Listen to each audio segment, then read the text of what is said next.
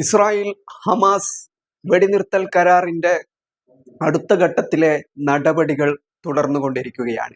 കഴിഞ്ഞ ദിവസം 3 ഇസ്രായേലി ബന്ദികൾക്ക് പകരം നൂറുകണക്കിന് ഫലസ്തീൻ ബന്ദികളെയാണ് ഇസ്രായേലി ജയിലിൽ നിന്നും മോചിപ്പിച്ചിട്ടുള്ളത്. ഇതിൽ ഭൂരിഭാഗം പേരും മിക്കവാറും ഏകദേശം ആളുകളും വെസ്റ്റ് ബാങ്കിൽ നിന്നുള്ള ഫലസ്തീനികളാണ്. വിവിധങ്ങളായ കാരണങ്ങൾ കൊണ്ട് സ്ത്രീകളെയും കുട്ടികളെയും നിരവധിയായ തവണ ജയിലിൽ അടച്ചിട്ടുള്ള ഒരു ചരിത്രം ഇസ്രായേലിനെ സംബന്ധിച്ചിടത്തോളം ഉണ്ട്. അത്തരം ആളുകളെയാണ് ഇപ്പോൾ ആദ്യഘട്ടത്തിൽ വിട്ടയച്ചിരിക്കുന്നത്. അഥവാ 3 ഇസ്രായേലി ബന്ദികൾക്ക് പകരം നൂറുകണക്കിന് ഫലസ്തീനികളെയാണ് ഇസ്രായേൽ മോചിപ്പിച്ചിരിക്കുന്നത്. ഹമാസിനെ സംബന്ധിച്ചിടത്തോളം അല്ലെങ്കിൽ വെസ്റ്റ് ബാങ്കിലെ ജനതയെ സംബന്ധിച്ചിടത്തോളം അവരുടെ ഒരു തന്ത്രപ്രധാനമായ അല്ലെങ്കിൽ അവരുടെ ചരിത്രത്തിലെ ഏറ്റവും ചരിത്രപരമായ ഒരു ദൗത്യത്തിന്റെ അവസാനം കൂടിയായിരുന്നു ഇന്നലെ ഉണ്ടായിരുന്നത്. ഐക്യരാഷ്ട്രസഭയുടെ ഏജൻസികൾ മുഖേനയാണ് ബന്ദി കൈമാറ്റ കരാർ നടപ്പിലാക്കിക്കൊണ്ടിരിക്കുന്നത്. അതിനിടയിൽ ഇസ്രായേലിന്റെ മന്ത്രി ഇന്ന് പറഞ്ഞിരിക്കുന്നത് ഹമാസിനെ പൂർണ്ണമായിട്ടും ഇല്ലാതാക്കാൻ കഴിയില്ലെന്ന ഒരു നിലപാടാണ്. എന്നാൽ പോലും ഇതിൽ മറ്റു ചില ശ്രദ്ധേയമായ വസ്തുതകളുണ്ട്. അതെന്താണെന്നാണ് ഇന്നത്തെ വീഡിയോയിലൂടെ നമ്മൾ പരിശോധിക്കാൻ പോകുന്നത്. അതിൽ പ്രധാനപ്പെട്ട ഒരു കാര്യം എന്നുള്ളത് വർഷങ്ങൾക്ക് മുമ്പ് ഹമാസുമായിട്ട് അമേരിക്കയും ഇസ്രായേലും തമ്മിലുള്ള ഒരു നയതന്ത്ര കൂടിക്കാഴ്ച അല്ലെങ്കിൽ മധ്യസ്ഥർ മുഖേന മൂന്നാം കക്ഷി മുഖേന ഹമാസിന് മുമ്പിൽ അവതരിപ്പിക്കപ്പെട്ട ഒരു പദ്ധതി ഉണ്ടായിരുന്നു.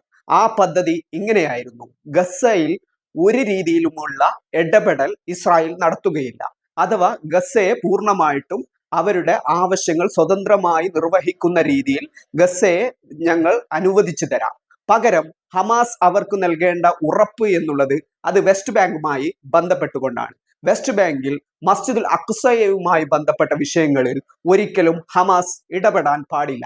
ഇത്തരം ഒരു ഡീലായിരുന്നു ഇസ്രായേലും അമേരിക്കയും വർഷങ്ങൾക്ക് മുമ്പ് ഹമാസിന് മുമ്പിൽ അവതരിപ്പിച്ചത്. അതായത് ഗസയെ പൂർണ്ണമായിട്ടും ഹമാസിന് കൈകാര്യം ചെയ്യുന്ന രീതിയിൽ അവിടുത്തെ കാര്യങ്ങളിൽ ഇടപെടാതെ ഇസ്രായേൽ അവിടുത്തെ നിത്യ സംഭവ വികാസങ്ങളിൽ, അവിടുത്തെ ഭരണപരമായ കാര്യങ്ങളിൽ, അവിടുത്തെ ജനതയുടെ കാര്യങ്ങളിൽ ഒരു ഇടപെടലും ഇസ്രായേൽ ഇടപെടുകയില്ല. ഹമാസിന് സ്വതന്ത്രമായിട്ട് അവിടുത്തെ കാര്യങ്ങൾ ചെയ്യാം. പക്ഷേ വെസ്റ്റ് ബാങ്കിൽ ഇസ്രായേൽ കാര്യങ്ങൾ തീരുമാനിക്കും.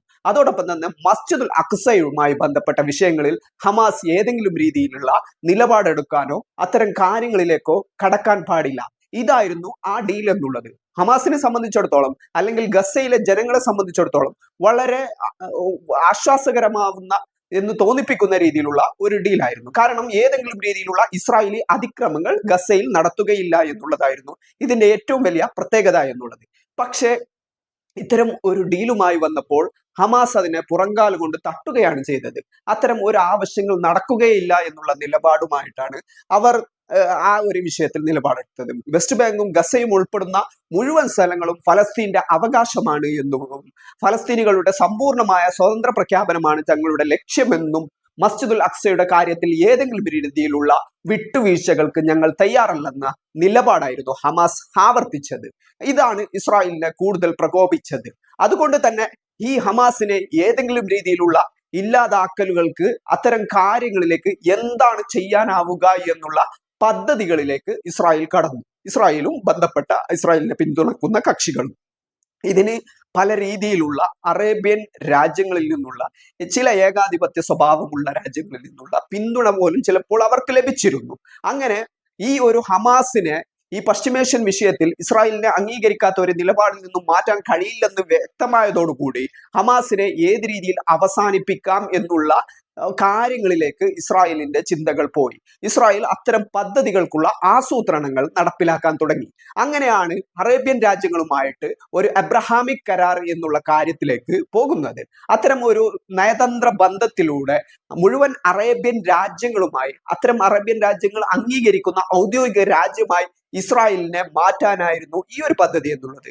ഗ്രേറ്റർ ഇസ്രായേൽ പ്രൊജക്ട് എന്ന പൂർണ്ണമായിട്ടും ഫലസ്തീൻ എന്നുള്ള രാജ്യമേ ഭൂപടത്തിലില്ലാത്ത ഒരു മാപ്പ് അടക്കമുള്ള കാര്യങ്ങൾ അവർ പുറത്തുവിട്ടു. അങ്ങനെ ഈ ഒരു അറേബ്യൻ രാജ്യങ്ങളുമായിട്ടുള്ള ബന്ധങ്ങൾ ഉണ്ടാക്കിക്കൊണ്ട് അവിടെ എംബസികൾ സ്ഥാപിച്ചുകൊണ്ട് അവിടുത്തെ ജനങ്ങളുമായിട്ട് ക്രിയവിക്രയം നടത്തിക്കൊണ്ട് ഞങ്ങൾ ഏതെങ്കിലും രീതിയിലുള്ള അധിനിവേശ രാജ്യമല്ലെന്നും തങ്ങൾ ഏതെങ്കിലും രീതിയിലുള്ള മുസ്ലിം വിരുദ്ധ ഇസ്ലാമിക വിരുദ്ധ രാജ്യമല്ലെന്നും അല്ലെങ്കിൽ തങ്ങൾ ഏതെങ്കിലും രീതിയിലുള്ള ഇത്തരം അധിനിവേശ ശ്രമങ്ങളും ആക്രമണങ്ങളും നടത്തുന്ന ആളുകളല്ലെന്നും തങ്ങൾ ഒരു സമ്പൂർണമായിട്ടുള്ള നിയമപ്രകാരം രൂപീകരിച്ചിട്ടുള്ള ഒരു രാജ്യമാണെന്ന് സ്ഥാപിക്കുകയായിരുന്നു ഇസ്രായേലിന്റെ ലക്ഷ്യം.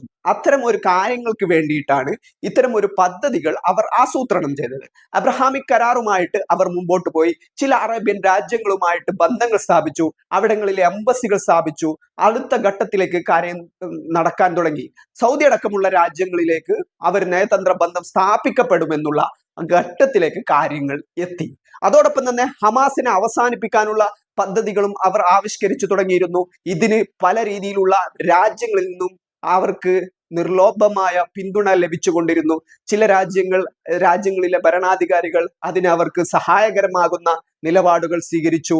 അങ്ങനെ ഇത്തരത്തിൽ വലിയ പദ്ധതികൾ ഇസ്രായേൽ നടപ്പിലാക്കാനുള്ള എല്ലാ ശ്രമങ്ങളും തുടങ്ങിക്കഴിഞ്ഞിരുന്നു. ഹമാസിനെ അവസാനിപ്പിക്കുന്നതോടുകൂടി ഫലസ്തീൻ സ്വതന്ത്ര പോരാട്ടം എന്നുള്ള ഒരു ആവശ്യം തന്നെ ഇല്ലാതാക്കുകയായിരുന്നു ഇസ്രായേലിന്റെ ലക്ഷ്യം. പക്ഷേ ഇതിനിടയിൽ സംഭവിച്ചിട്ടുള്ള ചില കാര്യങ്ങൾ കൂടി ഉണ്ടായിരുന്നു. ഇസ്രായേലിന്റെ ഈ തന്ത്രങ്ങളെ മുൻകൂട്ടി കാണാൻ ഹമാസിന് സാധിച്ചു എന്നുള്ളതാണ്. യഹ്യ സിൻവർ അടക്കം ഇസ്മായിൽ ഹനി അടക്കമുള്ള ആളുകൾ ഇത് മുൻകൂട്ടി കണ്ടു. അവർ ഇതിനു വേണ്ട അല്ലെങ്കിൽ ഹമാസിന്റെ മറ്റു ചില നേതാക്കൾ കൂടി ഇതിൽ ബന്ധപ്പെട്ട് പ്രവർത്തിക്കാൻ തുടങ്ങി. അവർ കൃത്യമായിട്ട് ഈ ഒരു കാര്യങ്ങളുടെ പോക്ക് എങ്ങോട്ടാണ് എന്ന് കൃത്യമായി മനസ്സിലാക്കാൻ തുടങ്ങി. അങ്ങനെ അത്തരത്തിൽ തങ്ങളുടെ നിലനിൽപ്പ് പോലും ഇല്ലാതാക്കുന്ന സാഹചര്യത്തിലേക്ക് ഈ ഒരു അറേബ്യൻ രാജ്യങ്ങളോ അല്ലെങ്കിൽ ഇത്തരം ചില കക്ഷികളോ ചേർന്നുകൊണ്ട് ഇത്തരം ഒരു പദ്ധതികൾ നടപ്പിലാക്കുമെന്നുള്ള തോന്നൽ, അത്തരം കൃത്യമായ വിവരവും ഹമാസിന് ലഭിച്ചു. ഏതെങ്കിലും രീതിയിലുള്ള അബ്രഹാമിക് കരാർ ഉണ്ടാക്കി അറേബ്യൻ രാജ്യങ്ങളുമായിട്ട് എല്ലാ രീതിയിലുമുള്ള നയതന്ത്ര ബന്ധങ്ങളിൽ ഏർപ്പെടുത്തി അവിടുത്തെ ജനങ്ങളുമായിട്ട് പൂർണ്ണമായിട്ടുള്ള സഹകരണവും ഇസ്രായേൽ എന്നുള്ള രാജ്യം ഒരു അധിനിവേശ രാജ്യമല്ലെന്ന് സ്ഥാപിക്കാനുള്ള ശ്രമങ്ങളുമാണ് തുടർന്നുകൊണ്ടിരുന്നത്. അതുകൊണ്ട് തന്നെ ഇത്തരം ഒരു ഘട്ടത്തിലേക്ക് ഇത് മാറിയാൽ സ്വാഭാവികമായിട്ടും ഇസ്രായേൽ എന്നുള്ള രാജ്യത്തിന് ഔദ്യോഗിക അംഗീകാരം ലഭിക്കുമെന്നും അവർ ഇത്ര കാലം ചെയ്തു കൂട്ടിയ അവരുടെ ക്രൂരതകൾ ഒരിക്കൽ പോലും ചോദ്യം ചെയ്യപ്പെടുകയില്ല എന്നും ഫലസ്തീൻ എന്ന സ്വതന്ത്ര രാജ്യത്തിന്റെ അവകാശങ്ങൾ, മസ്ജിദുൽ അഖ്സയുടെ ആവശ്യങ്ങൾ ഒരിക്കലും അംഗീകരിക്കപ്പെടില്ലെന്നും മസ്ജിദുൽ അഖ്സ എന്ന മുസ്ലിങ്ങളെ സംബന്ധിച്ചിടത്തോളം വളരെ നിർണായകമായ ഒരു സംഗതിയുടെ ഒരു സംഭവത്തിന്റെ ആ ഒരു ആവശ്യകത കൂടി ഇല്ലാതാവുമെന്നുമുള്ള കണക്കുകൂട്ടുകളിലേക്ക് ഹമാസ് എത്തി. അതോടൊപ്പം തന്നെ തങ്ങളുടെ ഇത്രയും കാലത്ത് സ്വതന്ത്ര പോരാട്ടത്തിന്റെ എല്ലാവിധ പ്രവർത്തനങ്ങളെയും ഇത് ബാധിക്കുമെന്നും അത്തരം ഒരു കാര്യങ്ങളിലേക്ക് കടക്കുമെന്നും ഹമാസ് മുൻകൂട്ടി മനസ്സിലാക്കി. അങ്ങനെയാണ് ഈ തൂഫാനുൽ അഖ്സ പിറവികൊള്ളുന്നത്. അതായത് ഹമാസ് കൃത്യമായിട്ടുള്ള പദ്ധതികൾ തയ്യാറാക്കി. അത് കഴിഞ്ഞ ഒക്ടോബറിന് മുമ്പ് തന്നെ കൃത്യമായിട്ടുള്ള പദ്ധതികൾ ഉണ്ടായിരുന്നു. ഈ പദ്ധതികളിൽ വിവിധങ്ങളായ ഗ്രൂപ്പുകളെ ഉണ്ടാക്കി ആ ഗ്രൂപ്പുകളെ ഉപയോഗിച്ചുകൊണ്ട് കൃത്യമായിട്ടുള്ള വിവരങ്ങൾ ഇസ്രായേലിൽ നിന്നും ശേഖരിച്ചു. ഇസ്രായേലിന്റെ അടിസ്ഥാനപരമായിട്ടുള്ള ഇന്റലിജൻസ് വിവരങ്ങൾ ഹമാസിന്റെ കയ്യിൽ ലഭ്യമായിരുന്നു. അങ്ങനെയാണ് അവർ ഈ ഒരു തൂഫാനുൽ അഖ്സ ഇത്തരത്തിൽ നടത്തുന്നത്. ഒറ്റ രാത്രി കൊണ്ട്, ഒറ്റ ദിവസം കൊണ്ട് ഇസ്രായേലിലേക്ക് കടന്നു കയറിക്കൊണ്ട് അവരുടെ എല്ലാ ഇന്റലിജൻസ് സംവിധാനങ്ങളെയും, അവരുടെ എല്ലാ റഡാർ സംവിധാനങ്ങളെയും, അവരുടെ മുഴുവൻ ഇന്റർസെപ്റ്റ് സംവിധാനങ്ങളെയും അതിലംഘിച്ചുകൊണ്ട്, അതിജീവിച്ചുകൊണ്ട്, മറികടന്നുകൊണ്ടുള്ള ഒരു ആക്രമണമായിരുന്നു തൂഫാനുൽ അഖ്സ എന്നുള്ളത്. അഥവാ ഇസ്രായേലിന്റെ പ്രധാനപ്പെട്ട ആവശ്യമായിരുന്ന മസ്ജിദുൽ അഖ്സയെ സംബന്ധിച്ചിട്ടുള്ള കാര്യത്തിൽ നിങ്ങൾ ഇടപെടരുത് എന്നും ഉള്ള പ്രധാനപ്പെട്ട അവരുടെ ആവശ്യത്തിന് തുരങ്കം വെക്കുന്ന രീതിയിൽ, അതിനെ തന്നെ ഇല്ലാതാക്കുന്ന രീതിയിൽ, അതിനെ തന്നെ റദ്ദ് ചെയ്യുന്ന രീതിയിലുള്ള ഒരു സമീപനമാണ് ഹമാസ് സ്വീകരിച്ചത്. അങ്ങനെയാണ് ഈ തൂഫാനുൽ അഖ്സ ഉണ്ടാകുന്നത്. ഈ തൂഫാനുൽ അഖ്സ ഉണ്ടായപ്പോൾ അതിനവർ തൂഫാനുൽ അഖ്സ എന്നുള്ള പേര് നൽകിയത് പോലും ഈ മസ്ജിദുൽ അഖ്സയുടെ കാര്യത്തിൽ ഏതെങ്കിലും രീതിയിലുള്ള വിട്ടുവീഴ്ചകൾക്ക് ഞങ്ങൾ തയ്യാറല്ലെന്ന പ്രഖ്യാപനം കൂടിയായിരുന്നു. അതുകൊണ്ട് തന്നെ അത്തരം കാര്യങ്ങളിലേക്ക് സംഭവങ്ങൾ ചെന്നെത്തുകയും തൂഫാനുൽ അഖ്സയിലൂടെ അവർ ഉദ്ദേശിച്ച കാര്യങ്ങൾ നേടിയെടുക്കുകയും ചെയ്തു. നിരവധി ഇസ്രായേലി സൈനികരെ അടക്കം കൊലപ്പെടുത്താൻ ആ ഒരു ആക്രമണത്തിലൂടെ ഹമാസിന് സാധിച്ചു. ഈ നൂറുകണക്കിന് ബന്ദികളെയൊക്കെ അവർക്ക് കൊണ്ടുപോയി, 200-ന് മുകളിലെ ബന്ദികളെയാണ് അന്ന് കൊണ്ടുപോയിട്ടുള്ളത്. അങ്ങനെ ബന്ദികളായി പിടിച്ചു കൊണ്ടുപോകാനും അവർക്ക് കഴിഞ്ഞു. ഇസ്രായേലിനെ സംബന്ധിച്ചിടത്തോളം അവരുടെ ഇന്റലിജൻസിന്റെയും അവരുടെ മുഴുവൻ സംവിധാനങ്ങളെയും അയൺ ഡോമുകളെയും നിശ്ചലമാക്കിക്കൊണ്ടുള്ള ഒരു ആക്രമണമാണ് ഹമാസ് നടത്തിയത്. അതായത് വലിയ ഉപരോധത്താൽ വലയുന്ന ഒരു ജനതയിൽ നിന്നും അവിടെ ഉണ്ടായ ഒരു ചെറുത്തുനിൽപ്പ് പ്രസ്ഥാനം ഇത്രയും വലിയ ലോകത്തിലെ ഏറ്റവും വലിയ സൈനിക ശക്തി എന്ന് അഭിരമിക്കുന്ന, ലോകത്തിലെ ഏറ്റവും വലിയ ടെക്നോളജികൾ, ഏറ്റവും നൂതനമായ ടെക്നോളജികൾ ഉപയോഗിച്ച് പ്രവർത്തിക്കുന്ന ഒരു രാജ്യം എന്നുള്ള നിലക്ക് പ്രവർത്തിക്കുന്ന ഒരു രാജ്യത്ത് ഇത്തരം ഒരു ലോകം മുഴുവനും യുദ്ധം അല്ലെങ്കിൽ ഇത്തരം കരാറുകൾ ഉപയോഗപ്പെടുത്തിക്കൊണ്ട് കച്ചവട വാണിജ്യ താല്പര്യങ്ങൾ നടപ്പിലാക്കുന്ന, അവരുടെ ആയുധങ്ങൾ വിറ്റഴിക്കുന്ന ഒരു രാജ്യത്ത് കയറി ചെന്നുകൊണ്ട് ഇത്തരം ഒരു ആക്രമണം നടത്താൻ കഴിഞ്ഞു എന്നുള്ളത് ഹമാസിന്റെ ഏറ്റവും വലിയ ലക്ഷ്യങ്ങൾ നേടിയെടുക്കുന്ന ഒന്നിന്റെ ഭാഗമായിരുന്നു. അങ്ങനെ അത്തരമൊരു തൂഫാനുൽ അക്സ ഉണ്ടായതോടുകൂടി അവിടെ നിന്ന് പിടിച്ചുകൊണ്ടുപോയി ഹമാസ് ആദ്യമായി പ്രഖ്യാപിച്ചിട്ടുള്ളത് അടുത്തത് ഞങ്ങൾ വരാൻ പോകുന്നത് മസ്ജിദുൽ അക്സയുടെ മോചനത്തിന് വേണ്ടിയാണ് എന്നുള്ള പ്രഖ്യാപനമായിരുന്നു. അതായത് ഇത്തരം ഒരു ഗസയുമായി ബന്ധപ്പെട്ട് ഒരു ഡീൽ ഉണ്ടാക്കി ആ ഡീലിലൂടെ ഹമാസിനെയും ഫലസ്തീനിലെ ജനങ്ങളെയും അതിൽ നിലനിർത്തുക എന്നുള്ള ഇസ്രായേലിന്റെ തന്ത്രങ്ങളിലെ പ്രധാനപ്പെട്ട ആവശ്യമായിരുന്ന മസ്ജിദുൽ അക്സയെ കുറിച്ചുള്ള അവകാശങ്ങൾ ഇല്ലാതാക്കുക എന്നുള്ള ചോദ്യങ്ങൾക്ക് ഏറ്റവും വലിയ അത്തരം അവരുടെ ആവശ്യങ്ങൾക്കുള്ള ഏറ്റവും വലിയ തിരിച്ചടിയായിരുന്നു ഹമാസിന്റെ ഭാഗത്തു നിന്നുണ്ടായിരുന്നത്. അതായത് തൂഫാനുൽ അക്സയ്ക്ക് ശേഷം ഹമാസ് പ്രഖ്യാപിച്ചിട്ടുള്ളത് അടുത്തത് ഞങ്ങൾ വരാൻ പോകുന്നത് മസ്ജിദുൽ അക്സയുമായി ബന്ധപ്പെട്ട് മസ്ജിദുൽ അക്സ കീഴടക്കാനുള്ള ഒരു ആവശ്യങ്ങൾക്കാണ് തങ്ങൾ വരിക എന്നുള്ളതായിരുന്നു. ഇത് വളരെ പ്രധാനപ്പെട്ട കാര്യമാണ്. അങ്ങനെ ഇസ്രായേൽ ഈ യുദ്ധത്തിലേക്ക് ഇറങ്ങാൻ നിർബന്ധിതരായി. യുദ്ധം കൊണ്ട് ഈ ഒരു തിരിച്ചടി ഫലസ്തീനികൾക്ക് നേരെ നടത്തിയ ക്രൂരമായ ആക്രമണം കൊണ്ട് ഇസ്രായേലിന് രണ്ട് കാര്യങ്ങൾ സംഭവിച്ചു. അതിൽ ഒന്ന് എന്നുള്ളത് ഈ അറേബ്യൻ രാജ്യങ്ങൾക്ക് ഒരു രീതിയിലും ഇസ്രായേലുമായിട്ട് നയതന്ത്ര ബന്ധത്തിൽ ഏർപ്പെടാനുള്ള ശ്രമങ്ങൾക്കുള്ള അവസാനങ്ങൾ ഉണ്ടായി. കാരണം അറബ് ജനതയെ സംബന്ധിച്ചിടത്തോളം മുഴുവൻ അറബ് ജനതയും ഇസ്രായേലിന് എതിരായി മാറി. അതായത് ഇവിടുത്തെ ജനവിഭാഗങ്ങൾ ഒന്നടക്കം തന്നെ രാജ്യത്തിന്റെ തീരുമാനം എന്തായിരുന്നാൽ പോലും അതിനെതിരെയുള്ള ഇസ്രായേലി വിരുദ്ധ വികാരം ലോകമെമ്പാടും പൊട്ടിപ്പുറപ്പെട്ടു. വലിയ വലിയ മറ്റു രാജ്യങ്ങൾ, യൂറോപ്പിലെ ചെറിയ ചെറിയ രാജ്യങ്ങളടക്കം, അയർലൻഡ് അടക്കം, നെതർലാൻഡ് അടക്കമുള്ള രാജ്യങ്ങൾ ഫലസ്തീന് അനുകൂലമായ നിലപാടുകൾ സ്വീകരിച്ചു. അങ്ങനെ ഈ തൂഫാനുൽ അക്സ കൊണ്ട് ലോകമെമ്പാടുമുള്ള പിന്തുണ നേടിയെടുക്കാൻ ഫലസ്തീൻ ജനതയ്ക്ക് സാധിച്ചു. വലിയ രീതിയിലുള്ള ഇസ്രായേലി ആക്രമണങ്ങൾ കൊണ്ട് അറേബ്യൻ രാജ്യങ്ങളുമായിട്ട് ഏതെങ്കിലും രീതിയിലുള്ള നയതന്ത്ര ബന്ധങ്ങളിൽ ഇനി ഏർപ്പെടാനുള്ള സാധ്യതകൾ വളരെ വിരളമായി മാറി. അതായത് ഇസ്രായേലിന്റെ ഗ്രേറ്റർ ഇസ്രായേൽ പ്രൊജക്ട് അടക്കം അവിടെ നിർത്തേണ്ട സാഹചര്യം ഉണ്ടായി. അതോടൊപ്പം തന്നെ ഫലസ്തീൻ സ്വതന്ത്ര പോരാട്ടത്തിന് എല്ലാവിധ പിന്തുണയും ലോകത്തിന്റെ വിവിധ ഭാഗങ്ങളിൽ നിന്നും ലഭിച്ചുകൊണ്ടിരുന്നു.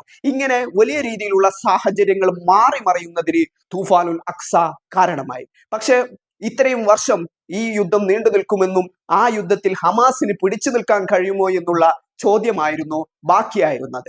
അവിടെയാണ് ഇവിടുത്തെ രണ്ടാമത്തെ യുദ്ധത്തിന്റെ ഘട്ടങ്ങളിലേക്ക് കടക്കുന്നത്. അതായത് തൂഫാനുൽ അക്സയ്ക്ക് ശേഷം ഇവിടെ മറ്റു ചില കാര്യങ്ങൾ കൂടി സംഭവിച്ചു. ഈ ഒരു ഇസ്രായേലുമായിട്ടുള്ള ചെറുത്തുനിൽപ്പുകളിൽ ഹമാസ് ഒറ്റക്കല്ലെന്നുള്ള നിലപാടായിരുന്നു അത്. ഹമാസും ഫലസ്തീനിലെ സ്വതന്ത്ര സംഘടനകളും സ്വതന്ത്ര പോരാട്ട സംഘടനകളും നടത്തിയിരുന്ന ഈ ഒരു പോരാട്ടം എന്നുള്ളത് മറ്റു ചിലത് കൂടി വിളിച്ചു പറയുന്നു. അത് രണ്ടാം ഘട്ടത്തിലേക്ക് കടക്കുമ്പോൾ അല്ലെങ്കിൽ അവിടെ ഉണ്ടായ പ്രധാനപ്പെട്ട മാറ്റം എന്നുള്ളത് ഹിസ്ബുള്ളയും ഇസ്രായേലും തമ്മിലുള്ള ഏറ്റുമുട്ടലിലേക്ക് മാറി. ഹസൻ നസ്രുള്ളയെ അടക്കം അവരുടെ പ്രധാനപ്പെട്ട നേതാക്കൾ കൊല്ലപ്പെട്ടു എങ്കിൽ പോലും പിന്നീട് രണ്ടാം ഘട്ടത്തിൽ ഹിസ്ബുള്ളയും ഇസ്രായേലും തമ്മിൽ നേരിട്ട് ഏറ്റുമുട്ടുന്ന സാഹചര്യമുണ്ടായി. ഇപ്പോൾ പോലും ഒരു 60 ദിവസത്തെ കരാറാണ് അവസാനമായിട്ട് ഹിസ്ബുള്ളയുമായിട്ട് ലെബനിലെ ഹിസ്ബുള്ളയുമായിട്ട് ഇസ്രായേൽ ഉണ്ടായിരിക്കുന്നത്.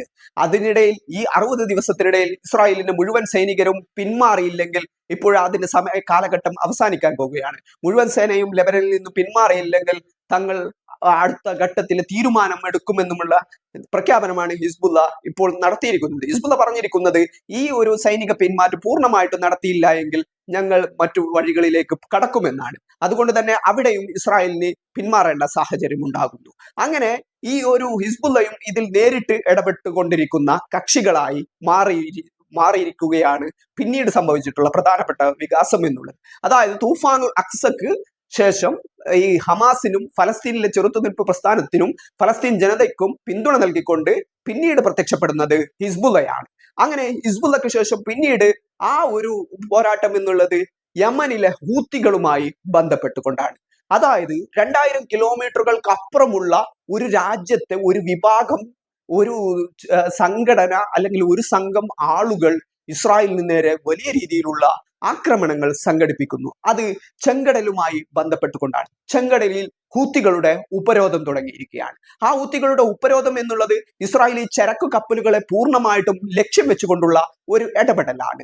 ആ ഒരു രീതിയിലും അവരുടെ നയതന്ത്ര ബന്ധങ്ങൾ അല്ലെങ്കിൽ അവരുടെ വാണിജ്യ ബന്ധങ്ങൾ ഇല്ലാതാക്കുന്ന രീതിയിലേക്ക് ഇത് മാറി എന്നുള്ളതാണ്. ഹൂത്തികളുടെ ഇടപെടലുകളാണ് ഇതിൽ വളരെ നിർണായകമായിട്ടുള്ളത്. അവസാന നിമിഷം പോലും ഗസയുമായിട്ടുള്ള വിഷയത്തിൽ ഹിസ്ബുള്ളയുമായിട്ട് ഒരു ഒത്തുതീർപ്പ് ധാരണ പോലും ഇസ്രായേൽ ഉണ്ടാക്കിയപ്പോൾ, വെടിനിർത്തൽ കരാർ ഉണ്ടാക്കിയപ്പോൾ പോലും അതിനുശേഷമാണ് ഹൂത്തികൾ ഒന്നും കൂടി അവരുടെ ആക്രമണങ്ങൾ കടുപ്പിച്ചത്. ഹൈപ്പർസോണിക് മിസൈൽ അടക്കമുള്ള ആയുധങ്ങൾ ഉപയോഗിച്ചുകൊണ്ട് അവർ ടെൽ അവീവിനെ ആക്രമിച്ചു. അതോടൊപ്പം തന്നെ അമേരിക്കൻ യുദ്ധക്കപ്പലിനെയും ആക്രമിക്കാൻ അവർക്ക് സാധിച്ചിരുന്നു.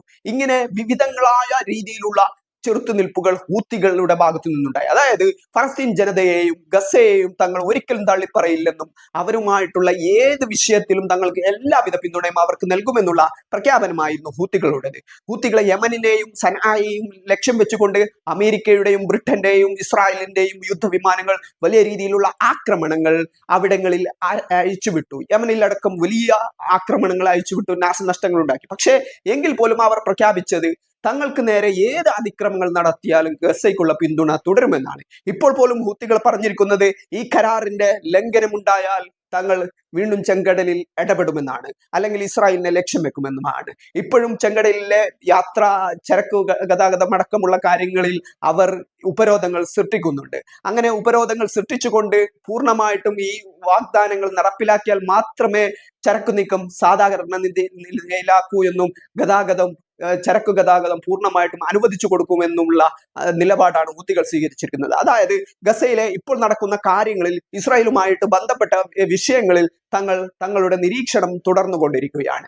ഏതെങ്കിലും രീതിയിലുള്ള കരാർ ലംഘനങ്ങൾ ബെഞ്ചമിൻ നെതന്യാഹുവും സംഘവും നടപ്പിലാക്കിയാൽ ഇവിടെ ചെങ്കടലിൽ തങ്ങൾ അതിൻ്റെതായ പ്രവർത്തനങ്ങൾ തുടരുമെന്നുള്ള പ്രഖ്യാപനമാണ്. പൂർണ്ണമായിട്ടും ഈ കരാർ നടപ്പിലാക്കിയാൽ മാത്രമേ ചെങ്കടൽ പൂർണ്ണമായിട്ടുള്ള സ്വതന്ത്ര വ്യാപാര സംഗതികളിലേക്ക് കടക്കൂ എന്നാണ് ഹൂത്തികൾ പറയുന്നുള്ളത്. അവസാന നിമിഷവും ഹൂത്തികൾ പറഞ്ഞിട്ടുള്ള കാര്യങ്ങൾ അങ്ങനെയാണ്. ഇങ്ങനെ വിവിധങ്ങളായ തലത്തിൽ ഇതിന്റെ ഇടപെടലുകൾ ഉണ്ടായി. അതിനുശേഷമാണ് ഈ ഒരു ഇറാഖിലെ റെസിസ്റ്റൻസ് ഗ്രൂപ്പുകളും ഇതിന് പിന്തുണച്ചത്. ജോർദാനിൽ വലിയ രീതിയിലുള്ള പ്രതിഷേധങ്ങൾ ഉണ്ടാവുന്നു. ലോകമെമ്പാടും ഇസ്രായേലിനെതിരെ പ്രതിഷേധങ്ങൾ ഉണ്ടാവുന്നു. ഈ പ്രതിഷേധങ്ങൾക്കൊക്കെ മൂല കാരണം എന്നുള്ളത് ഈ ഹമാസ് തുടങ്ങി വെച്ച തൂഫാനുൽ അക്സയും അതിനെ തുടർന്നുണ്ടായ ഇസ്രായേലിന്റെ ഇടപെടലുമാണ്. ഇസ്രായേലിന് മറ്റു വഴികളില്ലാതെ അവരുടെ യഥാർത്ഥ സ്വഭാവം കാണിക്കേണ്ടി വന്നു. അവർക്ക് പിന്തുണ നൽകാനുള്ള നിലപാടിൽ അമേരിക്കയും മറ്റു ലോകത്തിലെ വൻ ശക്തി രാജ്യങ്ങളും ഉറച്ചു നിന്നു. ഇതോടുകൂടി ഇസ്രായേലി പ്രൊഡക്റ്റുകളടക്കം വലിയ രീതിയിലുള്ള ബോയ്ക്കോട്ട് അടക്കമുള്ള ആവശ്യങ്ങൾ ഉപയോഗിച്ചുകൊണ്ട് BDS പ്രസ്ഥാനങ്ങൾ നിലവിൽ വന്നു. അവർ വിവിധങ്ങളായ രാജ്യങ്ങളിൽ അവരുടേതായ നിലപാടുകളിൽ നിന്നുകൊണ്ട് ഇത്തരം രാജ്യങ്ങളിൽ നിന്നൊക്കെ ഇവരുടെ പ്രൊഡക്റ്റുകൾ, ഇവരുമായി ബന്ധപ്പെട്ട് പ്രവർത്തിക്കുന്ന കമ്പനികളെയൊക്കെ ബഹിഷ്കരണ ആഹ്വാനം നടത്താൻ തുടങ്ങി. ഇത് വലിയ രീതിയിലുള്ള ആ കമ്പനികളെ ബാധിക്കുന്ന പ്രശ്നമായിട്ട് മാറി. യഥാർത്ഥത്തിൽ ഇത് ഇസ്രായേൽ എന്നുള്ള രാജ്യത്തിന് വലിയ രീതിയിലുള്ള പ്രശ്നങ്ങൾ ഉണ്ടാക്കിയില്ലെങ്കിൽ പോലും ഈ ഒരു കമ്പനികളെ വലിയ രീതിയിൽ ബാധിച്ചു തുടങ്ങി. അവരുടെ സ്റ്റാർബക്സിന്റെ അടക്കം നിരവധി ഔട്ട്ലെറ്റുകൾ നിർത്തേണ്ടി വന്നു. പല രീതിയിലുള്ള നഷ്ടങ്ങൾക്കും കാരണമായിട്ട് തീർന്നു. വിപണിയിലടക്കം ഇത് പ്രതിഫലിച്ചു. ഇങ്ങനെ വിവിധങ്ങളായ ഘട്ടങ്ങൾ ഈ തൂഫാനുൽ അക്സയെ സംബന്ധിച്ചിടത്തോളം ഉണ്ടായിട്ടുണ്ട്. അങ്ങനെ വിവിധങ്ങളായ പ്രതിഷേധങ്ങൾ ലോകത്തിന്റെ വിവിധ ഭാഗങ്ങളിൽ നിന്ന് സംഘടിപ്പിച്ചുകൊണ്ട് ഫ്രീ ഫലസ്തീൻ എന്നുള്ള ആഹ്വാനം ലോകത്തിലെ മിക്കവാറും രാജ്യങ്ങളിലും ഉയർന്നു വന്നു എന്നുള്ളതാണ്. ലോകത്തിലെ പല രാജ്യങ്ങൾക്കും ഇത്തരം കാര്യങ്ങളിൽ ഇത്തരം ഒരു നിലപാടെടുക്കാൻ നിർബന്ധിതരായി. പിന്നീട് മറ്റൊരു പ്രധാനപ്പെട്ട കാര്യം എന്നുള്ളത് ഇറാന്റെ ഇടപെടലാണ്. ഇറാൻ ഇസ്രായേലും നേരിട്ടുള്ള ഏറ്റുമുട്ടലുകൾക്ക് ഈ ഒരു തൂഫാനുൽ അക്സ കാരണമായ, അതായത് ഒരു സ്വതന്ത്ര പരമാധികാര രാജ്യം തന്നെ ഇസ്രായേലുമായിട്ടുള്ള നേരിട്ടുള്ള സംഘർഷങ്ങൾക്ക് കാരണമായി. യമനിലെ ഹൂത്തികൾക്കും ഹിസ്ബുള്ളയ്ക്കും അതോടൊപ്പം തന്നെ ഫലസ്തീനിലെ ചെറുത്തുനിൽപ്പ് പ്രസ്ഥാനമായ ഹമാസിനും അവിടുത്തെ ചെറുത്തുനിൽപ്പ് പ്രസ്ഥാനങ്ങൾക്കും ഇറാൻ എല്ലാവിധ പിന്തുണയും നൽകി. അവരുടെ അവരുടെ എല്ലാവിധ ടെക്നോളജിപരമായ അല്ലെങ്കിൽ സാങ്കേതികപരമായ അല്ലെങ്കിൽ മറ്റ് പരമായ പിന്തുണയായിരുന്നു ഇറാന്റെ പ്രത്യേകത എന്നുള്ളത്. നേരിട്ട് ഇസ്രായേലിലേക്ക് ബാലിസ്റ്റിക് മിസൈൽ അടക്കം ഉപയോഗിച്ചുകൊണ്ടുള്ള ആക്രമണങ്ങൾ നടത്താനും ഇറാൻ തയ്യാറായി എന്നുള്ളതാണ്. എന്നാൽ പോലും ഇറാൻ ടെറിട്ടറിയിൽ കയറിക്കൊണ്ട് ഹമാസിന്റെ തലവനായ ഇസ്മായിൽ ഹനിയെ അടക്കം കൊലപ്പെടുത്താൻ ഇസ്രായേലിന് സാധിച്ചു. പക്ഷേ എങ്കിൽ പോലും ഇത് മറ്റൊരു തലത്തിൽ പറഞ്ഞാൽ ഹമാസിന് വലിയ രീതിയിലുള്ള പിന്തുണ നൽകാൻ ഇറാൻ നിർബന്ധിതരായി. അങ്ങനെയാണ് ഇസ്രായേലിന് നേരെ വലിയ രീതിയിലുള്ള ബാലിസ്റ്റിക് ആക്രമണങ്ങൾ നടത്തുന്നത്. അതായത് ഇസ്രായേലി നഗരങ്ങളെ ലക്ഷ്യം വെക്കാൻ കഴിയുമെന്നുള്ള പ്രഖ്യാപനം ഇറാൻ നടത്തി. അതിന്റെ കൂടെ തന്നെ അവർ മറ്റു ചില പ്രഖ്യാപനങ്ങൾ കൂടി നടത്തിയിട്ടുണ്ട്. ഏത് രീതിയിലുമുള്ള ഏത് സമയത്തെ എന്ത് രീതിയിലുള്ള ആക്രമണങ്ങളും ചെറുത്തുനിൽപ്പുകൾക്കും അല്ലെങ്കിൽ ഏത് രീതിയിലുള്ള പ്രതിരോധ പ്രവർത്തനങ്ങൾക്കും തങ്ങൾ സുസജ്ജമാണെന്നാണ്. തിരിച്ച് ഇറാന് നേരെയും ഇസ്രായേലിനെയും അമേരിക്കയുടെയും സംയുക്താഭിമുഖ്യത്തിൽ യുദ്ധവിമാനങ്ങളെ അടക്കം അണിനിരത്തിക്കൊണ്ടുള്ള ആക്രമണങ്ങൾ ഉണ്ടായി. പക്ഷേ അതിനെ അവരുടെ റഡാർ സംവിധാനത്തെ അല്ലെങ്കിൽ അവരുടെ അയൺഡോം അവരുടെ ഈ ഒരു മിസൈലിനെ നിർവീര്യമാക്കുന്ന രീതിയിലുള്ള മറുതന്ത്രങ്ങൾ ഇറാൻ ആവിഷ്കരിച്ചു. അതുകൊണ്ട് തന്നെ ആ ഒരു ആക്രമണങ്ങൾക്ക് ഫലപ്രാപ്തി ഇല്ലാതാവുന്ന സാഹചര്യമുണ്ടായി. ഇറാന്റെ ആക്രമണത്തോടുകൂടി ഇസ്രായേൽ അവരുടെ താഡ് സംവിധാനം അടക്കമുള്ള മിസൈൽ സജ്ജീകരണങ്ങൾ ഉപയോഗിക്കാൻ നിർബന്ധിതരായി. പക്ഷെ പിന്നീടുണ്ടായ സംഭവവികാസം എന്നുള്ളത് യമനിലെ ഹൂത്തികൾ ഈ താഡ് സംവിധാനത്തെ അടക്കം മറികടന്നുകൊണ്ടുള്ള ആക്രമണങ്ങൾ ഇസ്രായേലിലേക്ക് നടത്തിയെന്നാണ്. 2000 കിലോമീറ്ററുകൾക്കപ്പുറം യമനിൽ നിന്നുള്ള ഒരു രാജ്യത്തു നിന്നും തങ്ങളുടെ പരമാധികാര രാജ്യമായ ഇസ്രായേലിലേക്ക് കടന്നു കയറി വലിയ രീതിയിലുള്ള ആക്രമണങ്ങൾ നടത്താനുള്ള സാങ്കേതിക വിദ്യ അല്ലെങ്കിൽ അത്തരം കാര്യങ്ങൾ, അത്തരം ആയുധ സംബന്ധമായ കാര്യങ്ങൾ യമനിലെ ഹൂത്തികളുടെ കയ്യിൽ നിന്നും ഉണ്ടായി എന്നുള്ളതാണ് മറ്റൊരു പ്രത്യേകത എന്നുള്ളത്.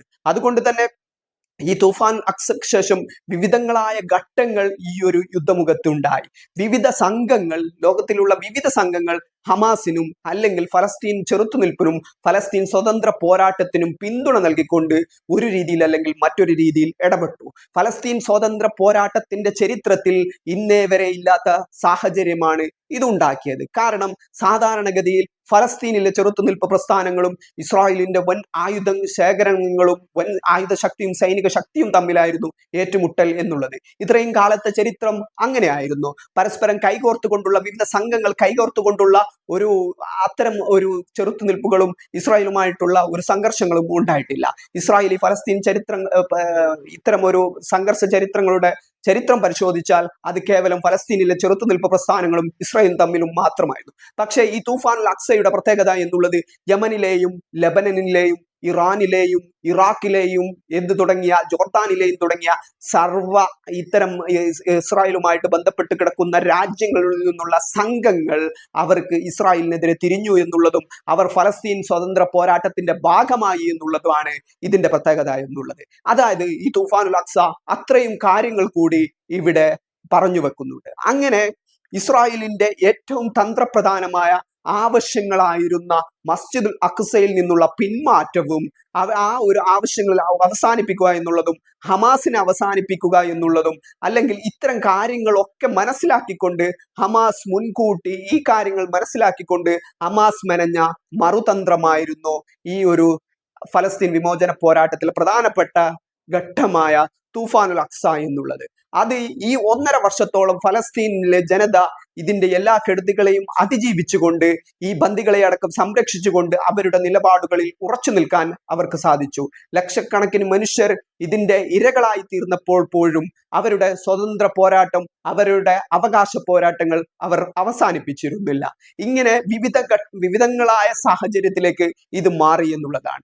അതുകൊണ്ട് തന്നെ അമേരിക്കയിലെ അടക്കം പ്രധാനപ്പെട്ട ആളുകൾ, തന്ത്രപ്രധാനമായ ആളുകൾ പറഞ്ഞിരിക്കുന്നത് ഹമാസിനെ അങ്ങനെ ഒരിക്കലും ഏകപക്ഷീയമായി സൈനിക നടപടികളിലൂടെ അവസാനിപ്പിക്കാൻ കഴിയില്ല എന്നുള്ളതാണ്. മറ്റൊരു പ്രധാനപ്പെട്ട കാര്യം എന്നുള്ളത് ഫലസ്തീൻ സ്വതന്ത്ര പോരാട്ടത്തെ ഭാവിയിൽ ഫലസ്തീൻ സ്വതന്ത്ര രാജ്യത്തെ അംഗീകരിക്കേണ്ട സാഹചര്യത്തിലേക്ക് കടക്കുമെന്നുള്ള കാര്യങ്ങൾ കൂടി അവർ പറയുന്നുണ്ട്. അതായത് ഇത്തരം സൈനിക ശക്തി ഉപയോഗിച്ച്, ബലാബലം ഉപയോഗിച്ച്, അല്ലെങ്കിൽ ഇത്തരം ഒരു കാര്യങ്ങൾ ഉപയോഗിച്ച് ഒരു ഗറില്ല പോരാളികളെ അല്ലെങ്കിൽ ഒരു സ്വാതന്ത്ര്യ സമര പോരാളികളെ അല്ലെങ്കിൽ ഇത്തരം ഒരു മരണം പോലും പ്രശ്നമല്ലാതാക്കി പോരാട്ടം നടത്തുന്ന അത്തരം ഒരു സംഘത്തെ ഇല്ലാതാക്കാൻ കഴിയില്ല എന്നുള്ള ഒരു സന്ദേശമാണ് അമേരിക്കയിലെ അടക്കമുള്ള പ്രധാനപ്പെട്ട നയതന്ത്ര ഉദ്യോഗസ്ഥരടക്കം ഇസ്രായേലിന് നൽകിയത്. അതുകൊണ്ട് തന്നെ 1.5 വർഷത്തിന് ശേഷമാണ് ഇത്തരം ഒരു സമാധാന കരാർ ഉണ്ടാക്കാനുള്ള കാര്യങ്ങളിലേക്ക് സംഭവങ്ങൾ എത്തപ്പെട്ടത്. ഇപ്പോൾ പോലും ഇസ്രായേൽ 1-ാം ദിവസം അധിനിവേശം തുടങ്ങിയപ്പോൾ ഗസയിലെ അധിനിവേശത്തിൽ അവർ പറഞ്ഞിട്ടുള്ള കാര്യങ്ങൾ അവർക്ക് നേടിയെടുക്കാൻ സാധിച്ചിട്ടില്ല. ബന്ദികളെ സൈനികമായ മുന്നേറ്റങ്ങളിലൂടെ, ആക്രമണങ്ങളിലൂടെ ബലാബലം പിടിച്ചുകൊണ്ട് കൊണ്ടുവരാൻ സാധിച്ചിട്ടില്ല. ഒരു ബന്ദിയെ പോലും അങ്ങനെ അവർക്ക് കൊണ്ടുവരാൻ സാധിച്ചിട്ടില്ല. ബന്ദികളെ തിരിച്ചു കൊണ്ടുവരുന്നത് സമാധാന കരാറിലൂടെയാണ്. അതുപോലെ തന്നെ ഹമാസിനെ അവസാനിപ്പിക്കുമെന്നായിരുന്നു മറ്റൊരു പ്രഖ്യാപനം എന്നുള്ളത്. പക്ഷേ ഹമാസിന് ഏതെങ്കിലും രീതിയിലുള്ള പോറലേൽപ്പിക്കാൻ കഴിഞ്ഞില്ല എന്നുള്ള ചിത്രമാണ് അവസാനങ്ങളിൽ വ്യക്തമാവുന്നത്. അതുകൊണ്ട് തന്നെ വലിയ രീതിയിലുള്ള ഫലസ്തീൻ ചരിത്രത്തിലെ ഏറ്റവും പ്രധാനപ്പെട്ട ഏടായി തൂഫാനുൽ അക്സ മാറുന്നുണ്ട്. ഇസ്രായേലിന്റെ വലിയൊരു ഡീലിനെ തകർത്തുകൊണ്ട്, വലിയ പദ്ധതികളെ തകർത്തുകൊണ്ടാണ് ഈ ഒരു തൂഫാനുൽ അക്സ ഉണ്ടായതും അതിന്റെ ആവശ്യങ്ങൾ നേടിയെടുത്തതും അതിന്റെ വിജയങ്ങൾ ഉണ്ടായതും. ഇങ്ങനെ വലിയ വലിയ കാര്യങ്ങൾ സംഭവിച്ച ഫലസ്തീൻ ചരിത്രത്തിലെ ഒരു പ്രമുഖമായ ഏടായിരുന്നു തൂഫാനുൽ അക്സ എന്നുള്ളത്.